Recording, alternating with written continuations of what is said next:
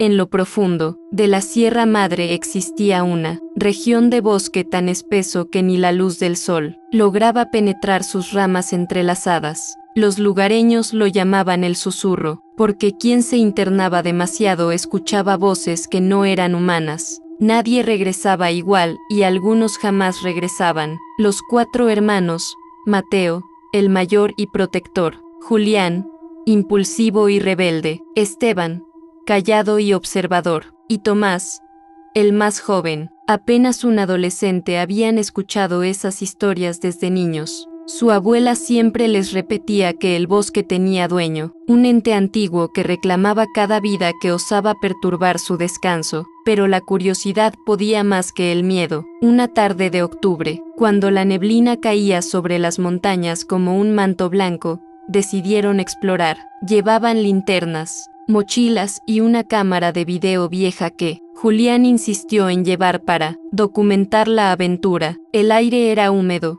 impregnado de tierra y hojas podridas, y cada paso crujía como si algo los estuviera escuchando. El sendero oficial se acabó pronto. Ante ellos se abría un pasillo estrecho de árboles retorcidos, tan juntos que parecía que sus ramas formaban barrotes de una jaula. Mateo dudó, pero Julián se adelantó con una risa nerviosa. ¿Le temen a los cuentos de viejas? Vamos. Esto es solo un bosque. Tomás caminaba pegado a él, con la linterna temblando en su mano. Esteban, rezagado, notó que los pájaros habían callado. Ni un insecto, ni el viento. Un silencio absoluto que pesaba como plomo. Al adentrarse, los troncos mostraban marcas extrañas, símbolos tallados en la corteza, círculos incompletos y líneas que parecían garfios. Julián los filmó, riéndose, arte rupestre moderno. Pero cuando enfocó más cerca, notó que la madera aún sangraba savia fresca, como si las heridas fueran recientes. De pronto, un murmullo surgió entre los árboles, una voz quebrada, apenas un suspiro. Regresen. Mateo giró bruscamente, apuntando con la linterna, pero no había nadie. El haz de luz apenas alcanzaba a perforar la niebla. El silencio volvió, aunque el corazón de Tomás latía tan fuerte que parecía resonar en el aire. Siguieron avanzando hasta hallar un claro circular. En el centro, una cruz de madera negra y podrida, clavada en la tierra. A su alrededor, huesos de animales, algunos aún con piel desgarrada. El olor a podredumbre los envolvió como un muro invisible. Esto no me gusta, murmuró Esteban. Siento que nos observan. Julián, nervioso pero orgulloso, encendió la cámara de nuevo. En la pantalla,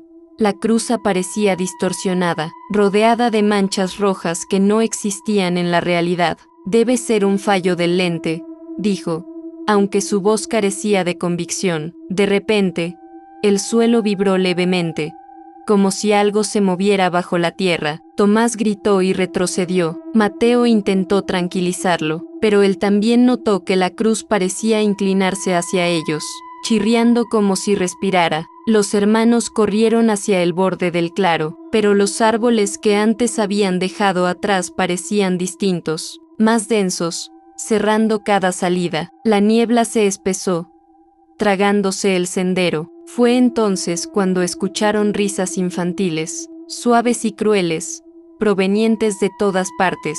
Julián bajó la cámara lentamente. ¿Escucharon eso? La voz volvió, más clara ahora, como un eco que se repetía entre los troncos. Regresen, o nunca saldrán. Los 4 se quedaron congelados. Algo en el bosque los había aceptado como intrusos, y ya no había marcha atrás. Los hermanos permanecieron en el claro, rodeados por la niebla, incapaces de reaccionar. La cruz de madera negra parecía latir como un corazón enfermo. Mateo respiró hondo, obligándose a mantener la calma, aunque sus manos sudaban. Tenemos que salir de aquí ahora mismo, dijo con firmeza. Tomás asintió de inmediato, sus ojos grandes y húmedos. Pero Julián, desafiante como siempre, levantó la cámara de nuevo. ¿No lo entienden? Esto es increíble. Nadie nos va a creer si no lo grabamos. La pantalla mostró algo imposible. Detrás de ellos, en la imagen, Se veían figuras humanas, oscuras, de pie entre los árboles. Ninguno de los cuatro se había dado cuenta de su presencia. Esteban arrebató la cámara, y al mirar alrededor, no vio nada, solo el bosque y la niebla, pero en la pantalla seguían ahí, inmóviles, observando. El silencio se quebró con un sonido seco, pasos en la hojarasca, cada vez más cerca. No eran pasos humanos, sino un arrastre irregular, como garras arañando la tierra húmeda. El aire se volvió gélido. Los hermanos corrieron sin dirección clara, guiados solo por el instinto. Los troncos parecían moverse, cerrándose como barrotes. Cada sendero terminaba en más neblina y más símbolos tallados en los árboles. Los susurros crecieron, ya no una sola voz, sino muchas, masculinas, femeninas, infantiles, voces que repetían los nombres de los hermanos, uno por uno: Mateo, Julián, Esteban, Tomás. Tomás tropezó y cayó. Cuando Mateo lo ayudó a levantarse, notó que el suelo estaba cubierto de manos huesudas que salían de la tierra, como si el bosque estuviera pariendo cadáveres. Las manos se cerraban en puños vacíos, buscando algo que atrapar. Julián apuntó con la linterna y vio un rostro entre los árboles, una mujer con vestido antiguo, sucio y rasgado, de piel ceniza y ojos completamente negros. Sonrió, mostrando dientes quebrados. La luz parpadeó y se apagó por un segundo. Cuando volvió, la mujer ya estaba frente a ellos, a solo unos pasos. Esteban lanzó una piedra desesperada, que atravesó su cuerpo como si fuera humo. La figura rió con un eco agudo y desapareció, pero las voces no cesaban.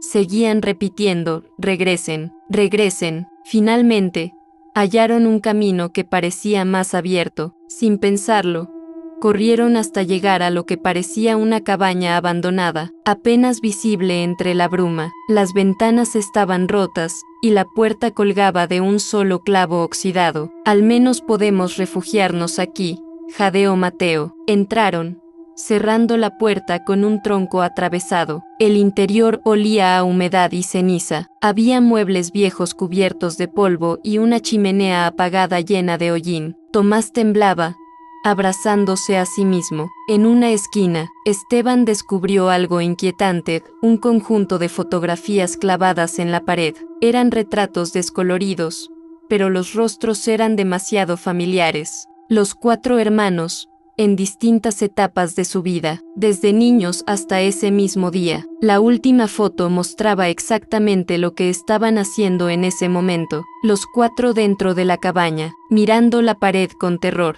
Un ruido fuerte estalló afuera, como ramas quebrándose bajo peso. Los pasos arrastrados rodearon la cabaña, acompañados de risas distorsionadas. La madera crujió como si alguien rascara con uñas largas desde el exterior. Mateo levantó la voz, tratando de sonar fuerte: déjennos en paz. Pero el eco devolvió su propio grito deformado, repitiéndolo con un tono grotesco: déjennos en paz. La voz parecía salir de dentro de la cabaña. Las velas apagadas en la mesa se encendieron solas, lanzando una luz amarilla temblorosa, y en la pared, junto a las fotos, apareció escrito con carbón: uno de ustedes no saldrá. Los hermanos se miraron, con el corazón golpeando sus pechos, comprendiendo que el bosque no solo los había atrapado, ya había elegido a su víctima. El aire dentro de la cabaña era tan denso que cada respiración se sentía como tragar cenizas. Mateo intentaba mantener a sus hermanos tranquilos, pero el mensaje en la pared lo había quebrado por dentro. Esa frase no podía estar escrita allí antes de que entraran. Tomás lloraba en silencio, cubriendo su cara con las manos. Julián, aún aferrado a la cámara, filmaba todo como si eso pudiera protegerlo. Esteban se acercó a la mesa, donde la vela parpadeaba. Sobre la madera había marcas, surcos profundos como garfios grabados a cuchillo, formando símbolos que parecían moverse con la luz. Un viento helado recorrió la cabaña. La puerta se abrió lentamente, chirriando, aunque ellos la habían asegurado con un tronco. Afuera, la neblina giraba como un remolino, y siluetas más definidas se acercaban. Esta vez no eran sombras difusas, sino cuerpos con rostros deformados, con bocas demasiado abiertas y ojos vacíos. De pronto, Tomás gritó. Al descubrir su rostro, tenía en la frente un corte en forma de círculo, como si alguien hubiera marcado su piel sin que él lo notara. La sangre bajaba por sus cejas.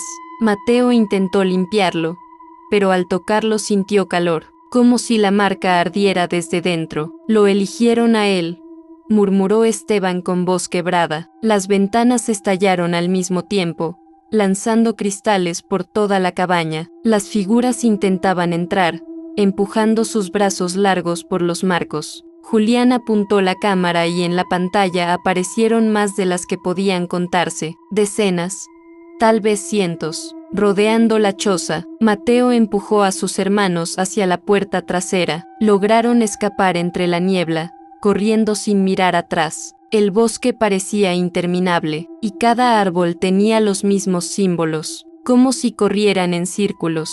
En un claro encontraron un pozo antiguo, de piedra cubierta de musgo. Desde su interior, se escuchaban lamentos que parecían salir de muchas bocas al mismo tiempo. Tomás, como en trance, comenzó a caminar hacia él. Mateo lo detuvo de un tirón, pero sintió que algo jalaba al niño hacia abajo, una fuerza invisible. El bosque rugió, literalmente, un sonido profundo, como un animal colosal respirando bajo la tierra. Los pájaros muertos comenzaron a caer de las ramas, como si el bosque expulsara la vida misma. Julián se giró con la cámara y captó un destello rojo en la niebla, dos ojos gigantes observándolos desde la oscuridad. No había cuerpo visible, solo esos ojos suspendidos que parpadeaban lentamente. El suelo se agrietó alrededor del pozo, liberando un olor insoportable a carne podrida. El mensaje de la cabaña resonó en la mente de Mateo: uno de ustedes no saldrá. Mientras Tomás forcejeaba, la marca en su frente brillaba como brasa. Esteban gritó: «Lo están reclamando». Mateo supo entonces que el bosque no se detendría, que alguien debía ser entregado para que los demás vivieran, pero sería capaz de sacrificar a su propio hermano. El bosque parecía moverse a cada paso. Los árboles cambiaban de lugar, cerrando los caminos y obligándolos a girar en círculos. El aire ardía con un olor metálico, como sangre fresca. Tomás caminaba cada vez más lento, arrastrando los pies, con la marca en la frente brillando en un rojo cada vez más intenso. Mateo lo sostenía del hombro, desesperado por mantenerlo consciente. Esteban observaba todo con ojos vacíos, tratando de no perder la cordura. Julián, en cambio, seguía filmando. «Si morimos aquí, al menos quedará la prueba», murmuraba como un mantra, aunque su voz temblaba. Llegaron a una zona donde los árboles estaban calcinados, como si un incendio antiguo hubiera consumido la vida del bosque, pero la ceniza aún flotaba en el aire. En el centro se erguía un altar de piedra cubierto de velas derretidas. A su alrededor, huesos humanos formaban un círculo perfecto. Tomás fue atraído hacia el altar, como si algo invisible lo empujara. Mateo intentó detenerlo, pero el niño tenía una fuerza imposible, arrastrándolo con violencia. Al tocar la piedra, la marca de su frente se encendió y una grieta se abrió en el altar, dejando escapar un alarido que no pertenecía a este mundo. La tierra tembló y del suelo emergió una figura imposible, alta, delgada, con extremidades demasiado largas y un rostro sin rasgos, salvo una boca enorme que se extendía de oreja a oreja. Su piel parecía corteza podrida. Las voces volvieron, todas al mismo tiempo, repitiendo: «Elige, elige, elige». Mateo entendió. El bosque exigía un sacrificio. Si no entregaban a uno de los hermanos, todos serían devorados. Tomás lloraba, rogando que no lo dejaran, pero sus ojos parecían ya pertenecer a otro ser. Julián, con el rostro enloquecido, gritó: «No podemos morir todos, tiene que ser él», y se abalanzó contra Tomás. Mateo lo apartó, golpeándolo con furia. «Jamás lo entregaré». La criatura se inclinó sobre ellos, su boca abriéndose hasta el suelo, revelando un abismo de sombras y lamentos. Esteban, hasta entonces callado, habló por primera vez con voz firme: no sobreviviremos si no obedecemos. Yo me entregaré. Corrió hacia el altar antes de que sus hermanos pudieran detenerlo. La criatura lo tomó en sus brazos largos, envolviéndolo como en un abrazo. Esteban gritó una última vez y fue absorbido en la oscuridad. El altar se cerró. El temblor cesó y la boca de la criatura desapareció. Solo quedó silencio, roto por el llanto de Tomás y los sollozos de Mateo. Julián dejó caer la cámara, que se apagó de golpe. El bosque parecía satisfecho, pero algo en la mirada de Tomás hizo temblar a Mateo. La marca en su frente seguía ardiendo. El altar quedó en silencio, las velas se apagaron solas y el bosque respiró como si hubiera quedado satisfecho, pero la calma duró apenas unos segundos. Tomás se desplomó en el suelo, convulsionando. Su frente ardía como una brasa, y la marca comenzó a expandirse, ramificándose por su piel como raíces negras. No, no, no, gritó Mateo, intentando sujetarlo. Julián, horrorizado, retrocedió. ¿No lo ves? Esteban no fue suficiente. El bosque aún lo quiere a él. Las raíces negras se extendieron por el cuello y los brazos de Tomás. Sus ojos giraron hacia atrás, mostrando solo el blanco. De su boca salió un murmullo que no era suyo, una voz grave y múltiple: somos muchos, somos uno. De entre los árboles comenzaron a surgir figuras humanas más claras, con rasgos definidos, rostros de hombres y mujeres, algunos vestidos con ropas antiguas, otros con uniformes modernos. Todos tenían la misma marca en la frente. Eran los perdidos del bosque, los que nunca habían regresado. Julián levantó la cámara por inercia y la pantalla mostró algo aún más aterrador. Detrás de cada figura había otra sombra, mucho más grande, como parásitos adheridos a ellos. Mateo se la arrebató y la rompió contra una roca, gritando: «Basta ya con esta maldita cámara». Tomás se levantó lentamente, pero ya no era él. Su mirada estaba vacía, y la voz que salió de su boca no era infantil. El bosque siempre reclama sangre de su propia sangre, un hermano para abrir la puerta, otro para mantenerla abierta. La tierra tembló, el altar se agrietó y de las grietas surgieron raíces negras que se movían como serpientes, tratando de atrapar a los dos sobrevivientes. Mateo arrastró a Julián mientras corrían cuesta abajo, sin rumbo. El bosque parecía interminable, pero había un resplandor a lo lejos, un claro iluminado por una luz pálida. Llegaron jadeando. En el centro había un árbol gigantesco, más viejo que cualquier otro. Su tronco estaba cubierto de rostros humanos petrificados, congelados en gritos eternos. La marca en la frente de Tomás brilló más fuerte, y de su boca salió un chillido que hizo vibrar el aire. El árbol respondió, sus ramas crujieron como huesos al romperse. Entre sus raíces apareció un hueco oscuro, como la entrada a un vientre vivo. El murmullo colectivo resonó en los cráneos de Mateo y Julián. Uno más debe ser entregado. Julián se giró hacia su hermano mayor con lágrimas en los ojos. No saldremos de aquí, Mateo. Solo uno de nosotros puede hacerlo. Ya lo sabías desde el principio. Mateo negó con la cabeza, sujetando a Tomás que se retorcía, medio humano y medio sombra, pero en su interior sentía la verdad clavándose como cuchillo. El bosque no había terminado con ellos, y la elección final se acercaba. El árbol ancestral rugió, y los rostros incrustados en su tronco comenzaron a gritar en coro, un lamento desgarrador que hizo sangrar los oídos de los hermanos. La marca en Tomás brillaba como un sol negro, extendiendo venas de sombra por todo su cuerpo. Sus ojos ya no eran suyos, eran abismos que reflejaban la eternidad del bosque. Mateo lo sujetaba con todas sus fuerzas, llorando. «Tú eres mi hermano, no voy a perderte también». Pero Tomás, o lo que quedaba de él, levantó la mirada hacia la bóveda de ramas y habló con una voz múltiple. «El bosque no se equivoca, yo soy la puerta. Ustedes son la ofrenda». Las raíces comenzaron a moverse, abriéndose como fauces alrededor de los tres. Julián, desesperado, se giró hacia Mateo. No hay salida, solo uno puede vivir. Tienes que decidir ya. La elección era imposible. Sacrificar a Tomás, ahora medio monstruo, o entregar a Julián, su hermano que aún conservaba humanidad. Pero el bosque no esperaría. El hueco oscuro bajo el árbol comenzó a succionar aire, como un pulmón gigante que respiraba hambre. Tomás dio un paso hacia el vacío, sonriendo con una calma inhumana. Déjenme ir, ya no soy suyo, soy de él.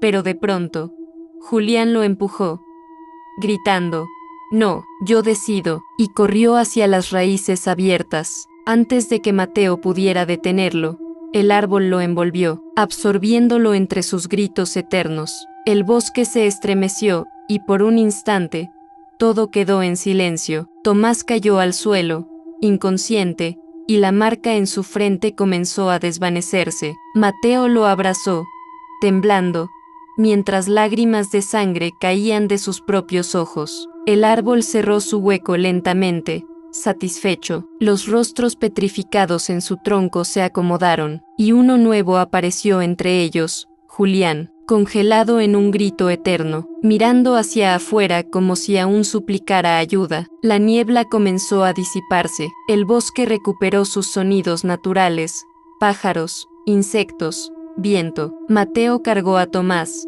caminando tambaleante hasta que, de pronto, vio la salida. El amanecer se asomaba entre las montañas. Cruzaron el límite del bosque y el aire cambió, más ligero, menos opresivo. Mateo cayó de rodillas en la hierba, llorando, mientras Tomás respiraba débilmente, libre de la marca. Pero al mirar atrás, el bosque seguía allí, quieto y oscuro, como si nada hubiera ocurrido. Entre las sombras, un murmullo se escuchó, suave y burlón: «Uno de ustedes no saldrá». Mateo comprendió que nunca escaparían por completo. El bosque había tomado lo que quería, y aunque habían sobrevivido, la herencia maldita los perseguiría hasta el último día de sus vidas.